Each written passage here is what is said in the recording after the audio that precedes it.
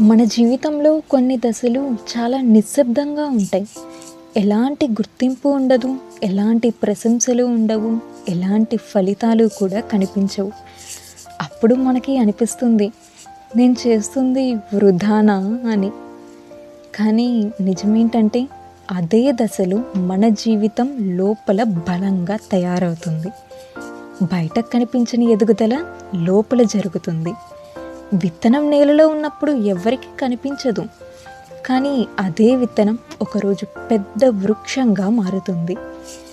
ఈ నిశ్శబ్ద దశలోనే మన ఓర్పు పరీక్షించబడుతుంది. మనం ఆగిపోతామా లేక నమ్మకంతో ముందుకు సాగుతామా అన్నది ఇక్కడే నిర్ణయం అవుతుంది. చాలామంది ఈ దశలోనే ప్రయత్నం ఆపేస్తారు. ఫలితం వెంటనే కనిపించలేదని వెనక్కి తగ్గిపోతారు. కానీ వారు తెలుసుకోరు, విజయం దగ్గరలో ఉన్నప్పుడే చాలామంది ఆగిపోతారని. మన కష్టం ప్రతిరోజు రికార్డ్ అవుతుంది. మనం కనిపించకపోయినా మన ప్రయత్నం వృధా కాదు కదా. మనం చేసే ప్రతి చిన్న పని మన భవిష్యత్తులో ఒక పెద్ద రోజుకు పునాది వేస్తుంది. ఇతరులు ముందుకెళ్ళిపోతున్నారని బాధపడొద్దు. ప్రతి ఒక్కరికి తన సమయం ఉంటుంది. మన గడియారం మనకే ప్రత్యేకం.